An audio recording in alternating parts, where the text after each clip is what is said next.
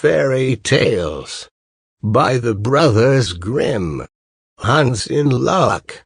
Some men are born to good luck. All they do or try to do comes right. All that falls to them is so much gain. All their geese are swans, all their cards are trumps. Toss them which way you will, they will always, like poor puss, alight upon their legs, and only move on so much the faster.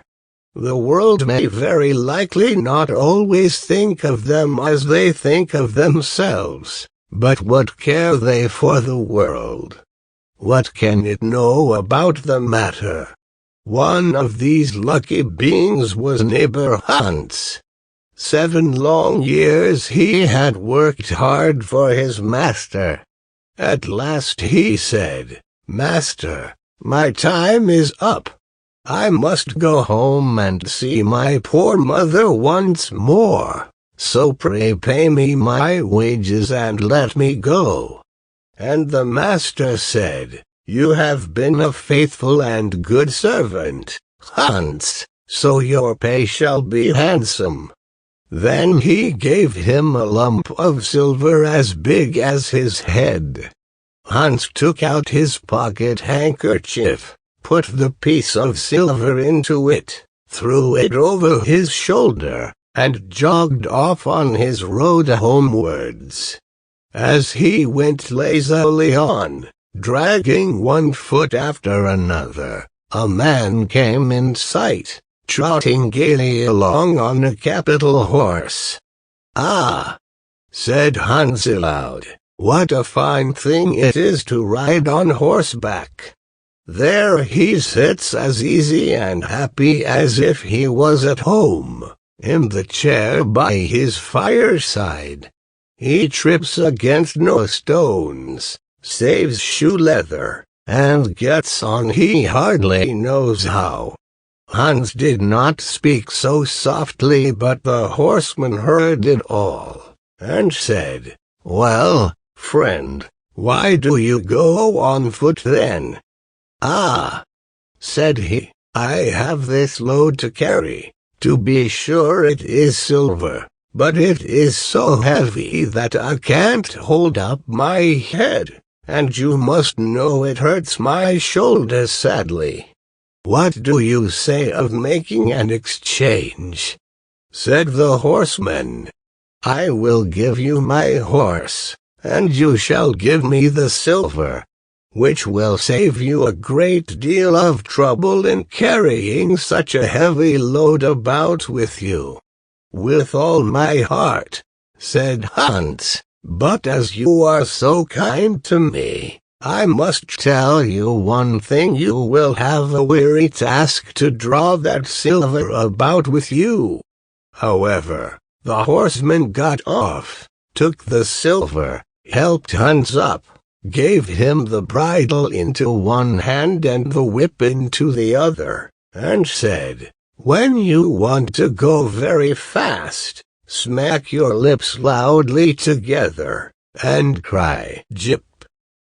Hans was delighted as he sat on the horse, drew himself up, squared his elbows, turned out his toes, cracked his whip, and rode merrily off, 1 minute whistling a merry tune, and another singing, "No care and no sorrow, a fig for the morrow. We'll laugh and be merry, sing nae down derry." After a time he thought he should like to go a little faster, so he smacked his lips and cried "Jip." Away went the horse full gallop, and before Hans knew what he was about, he was thrown off, and lay on his back by the roadside. His horse would have ran off, if a shepherd who was coming by, driving a cow, had not stopped it. Hans soon came to himself, and got upon his legs again, sadly vexed, and said to the shepherd, "This riding is no joke. When a man has the luck to get upon a beast like this that stumbles and flings him off as if it would break his neck. However, I'm off now once for all. I like your cow now a great deal better than this smart beast that played me this trick, and has spoiled my best coat, you see, in this puddle, which, by the by, smells not very like a nosegay. One can walk along at one's leisure behind that cow, keep good company, and have milk, butter, and cheese, every day, into the bargain. What would I give to have such a prize? Well, said the shepherd, if you are so fond of her, I will change my cow for your horse. I like to do good to my neighbors, even though I lose by it myself. Then, said Hans, merrily. What a noble heart that good man has, thought he. Then the shepherd jumped upon the horse, wished Hans and the cow good morning, and away he rode.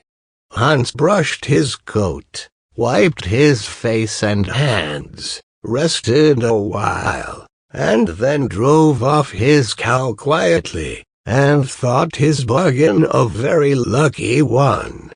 If I have only a piece of bread, and I certainly shall always be able to get that, I can, whenever I like, eat my butter and cheese with it.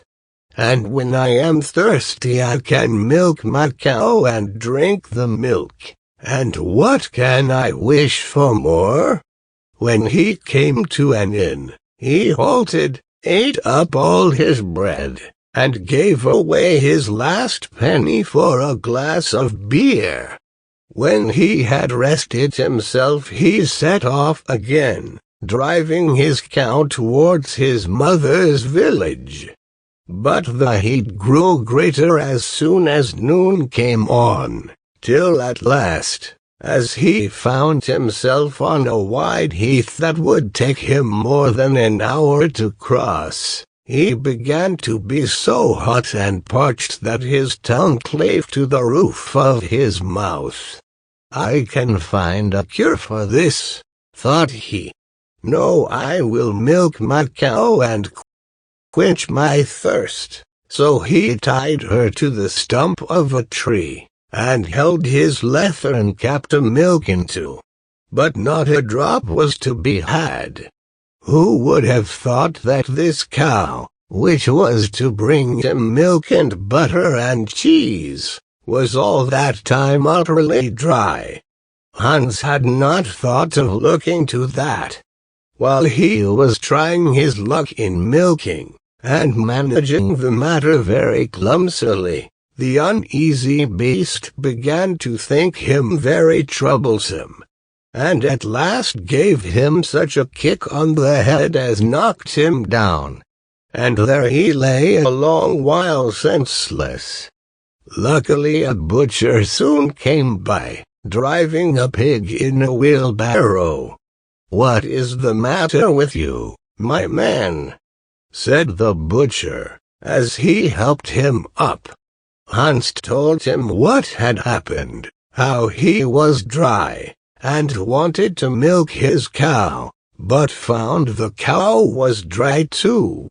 Then the butcher gave him a flask of ale, saying, "There, drink and refresh yourself. Your cow will give you no milk. Don't you see she is an old beast, good for nothing but the slaughterhouse?" "Alas, alas," said Hans, "who would have thought it? What a shame to take my horse, and give me only a dry cow. If I kill her, what will she be good for? I hate cow beef. It is not tender enough for me. If it were a pig now like that fat gentleman you are driving along at his ease, one could do something with it. It would at any rate make sausages. Well, said the butcher, I don't like to say no when one is asked to do a kind, neighborly thing. To please you I will change, and give you my fine fat pig for the cow. Heaven reward you for your kindness and self-denial, said Hans, as he gave the butcher the cow, and taking the pig off the wheelbarrow, drove it away, holding it by the string that was tied to its leg. So on he jogged, and all seemed now to go right with him. He had met with some misfortunes, to be sure, but he was now well repaid for all. How could it be otherwise with such a traveling companion as he had at last got? The next man he met was a countryman carrying a fine white goose. The countryman stopped to ask what was o'clock. This led to farther chat, and Hans told him all his luck, how he had so many good bargains, and how all the world went gay and smiling with him. The countryman then began to tell his tale, and said he was going to take the goose to a christening. Feel, said he, how heavy it is, and yet it is only 8 weeks old. Whoever roasts and eats it will find plenty of fat upon it, it has lived so well. You're right, said Hans, as he weighed it in his hand. But if you talk of fat, my pig is no trifle. Meantime the countryman began to look grave, and shook his head. Hark ye, said he, my worthy friend, you seem a good sort of fellow, so I can't help doing you a kind turn. Your pig may get you into a scrape. In the village I just came from, the squire has had a pig stolen out of his sty. I was dreadfully afraid, when I saw you, that you had got the squire's pig. If you have, and they catch you, it will be a bad job for you. The least they will do will be to throw you into the horse pond. Can you swim? Poor Hans was sadly frightened. Good man, cried he, pray get me out of this scrape. I know nothing of where the pig was either bred or born, but he may have been the squire's for aught I can tell. You know this country better than I do. Take my pig and give me the goose. I ought to have something into the bargain, said the countryman. Give a fat goose for a pig, indeed. 'Tis not everyone would do so much for you as that. However, I will not be hard upon you, as you are in trouble. Then he took the string in his hand, and drove off the pig by a side path, while Hans went on the way homewards free from care. After all, thought he, that chap is pretty well taken in. I don't care whose pig it is, but wherever it came from it has been a very good friend to me. I have much the best of the bargain. First there will be a capital roast. Then the fat will find me in goose grease for 6 months. And then there are all the beautiful white feathers. I will put them into my pillow, and then I am sure I shall sleep soundly without rocking. How happy my mother will be! Talk of a pig, indeed. Give me a fine fat goose. As he came to the next village, he saw a scissor grinder with his wheel, working and singing, O'er hill and o'er dale so happy I roam, work light and live well, all the world is my home. Then who so blithe, so merry as I? Hans stood looking on for a while, and at last said, "You must be well off, Master Grinder. You seem so happy at your work." "Yes," said the other, "mine is a golden trade. A good grinder never puts his hand into his pocket without finding money in it." "But where did you get that beautiful goose?" "I did not buy it. I gave a pig for it." "And where did you get the pig?" "I gave a cow for it." "And the cow?" "I gave a horse for it." "And the horse?" "I gave a lump of silver as big as my head for it." "And the silver?" "Oh, I worked hard for that 7 long years." "You have thriven well in the world hitherto," said the grinder. "Know if you could find money in your pocket, whenever you put your hand in it, your fortune would be made." "Very true, but how is that to be managed?" "How? Why, you must turn grinder like myself," said the other. "You only want a grindstone. The rest will come of itself. Here is one that is but little the worse for wear. I would not ask more than the value of your goose for it. Will you buy?" "How can you ask?" said Hans. "I should be the happiest man in the world if I could have money whenever I put my hand in my pocket. What could I want more? There's the goose." "No," said the grinder, as he gave him a common rough stone that lay by his side. "This is a most capital stone. Do but work it well enough, and you can make an old nail cut with it." Hans took the stone, and went his way with a light heart. His eyes sparkled for joy, and he said to himself, "Surely I must have been born in a lucky hour.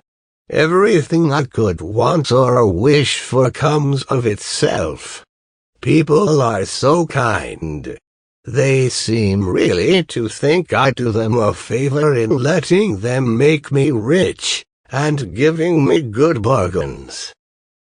Meantime he began to be tired, and hungry too, for he had given away his last penny in his joy at getting the cow.